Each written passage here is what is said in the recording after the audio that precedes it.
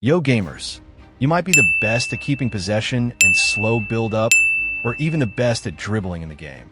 But the funnest thing is that if you can't finish your chances and score goals, you always end up losing. It's goals that actually win games. And most of football players find it hard to finish. Not because they are bad, because they don't understand when and where to use it. Let me show you why. Every good finisher, both in a football and in real life, follows two core fundamentals, whether you know it or not. Firstly, and most important, timing. I know, right? What does timing have to do with finishing? Well, look at this. I'm pretty sure we have all been in the situation where you know you were meant to score this chance, but you play the shot too early and the keeper catches it. Or, in this case where you don't play the shot on time and the keeper rushed out and collects the ball, can be frustrating, especially when it's the fault of your internet connection. Like they always say, a good shot at the wrong time is still a bad shot. Secondly, decision making. This is where 90% of players fail. All shot types are based on two concepts: power and accuracy. There are four main types of shots in the game: the normal shot, the finesse or curl shot, the stunning or rising shot, the chip shot. Each type of shot is used for different purposes and situations, and using them wrongly is one of the major reasons most of you don't finish all your chances. Let's break down. The normal shot is just simple as it is done. Just tap the shoot button. It should only be used inside an 18-yard box. It is most effective when the player is centrally facing the goal or close to the 6-yard box. It is effective for finishing quickly and in clean chances. It balances both power and accuracy.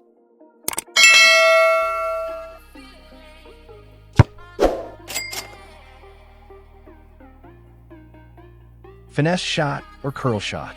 This shot focuses more on accuracy than power. If you are done properly, you score with this shot 99% of the time. It is done by swiping the shoot button downwards. It is most effective at the edge of the 18-yard box, and it works best inside the 18-yard box if timed right. If you now have a blitz curler, this area increases to a significant amount. Thought long-range curlers are not always goals, but it works. This shot should only be used in 1v1, in tight angles, or to beat a keeper with placement.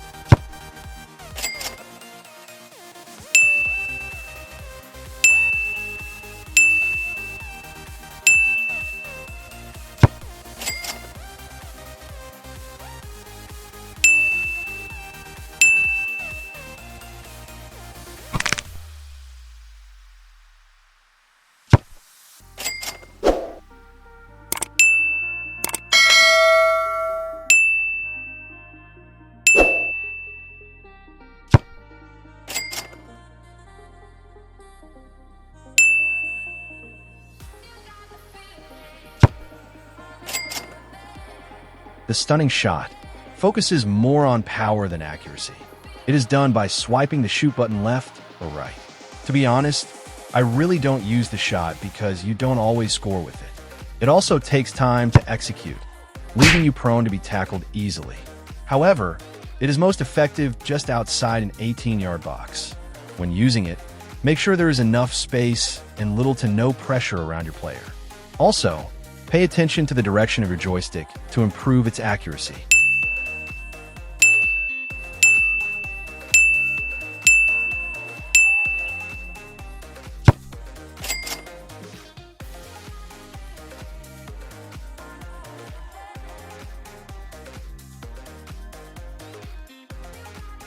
Double touch plus shoot technique. Only players with double touch skills can perform it. Try this with your strikers. This usually works around this area. Pass the ball to your striker and use double touch in the forward direction. Even before receiving the ball first, then shoot immediately. But you need to have enough space for that this effective because it happens very fast and it is hard to stop for your opponents. To perform double touch plus shoot, first tap the dash button and flick the joystick in forward direction, then immediately shoot. Turn around and shoot. Known as 360-degree turn and shoot, is one is quite simple when a defender is coming to press you. Turn your back in front of them. When they are pressing you, simply just turn around, slowly move, and the shot. This helps you to dribble past the defenders and find the space to finish. I will not talk much about this move because I already made a video about dribbling. I will provide the link in the description. Advanced finishing. This is a very effective method for finishing pro players who use it a lot. Let me show you how to use this. Suppose you want to shoot in left direction, so you normally shoot in the left direction. After shooting, immediately move the joystick in the right direction. Similarly, when you shoot in the right direction, move the joystick in the left direction. When you do this, you will see that the goalkeeper gets confused for a second, and it becomes harder for him to stop the shot, and your chances of scoring the goal increases.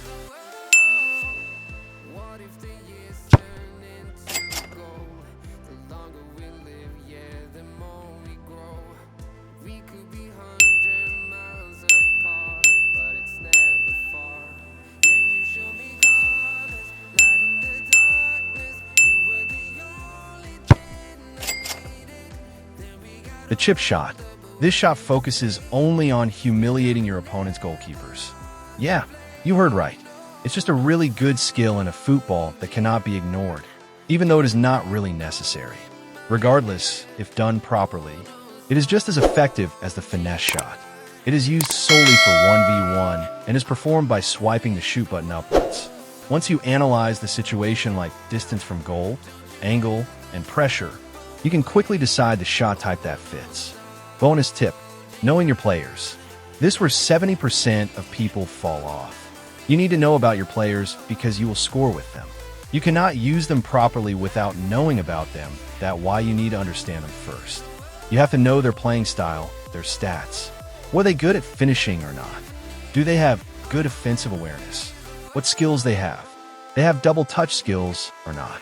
Especially for good finishing, you need to check if your forwards has the good skills that forwards needs, such as double touch, first time shot, fighting spirit, rising shot, aerial superiority, long range shooting, acrobatic finishing.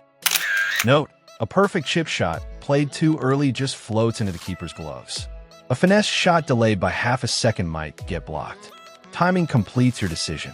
You have to strike just as the window opens, not before, not after. Timing is key. Also, the farther you are from goal, the more power you need.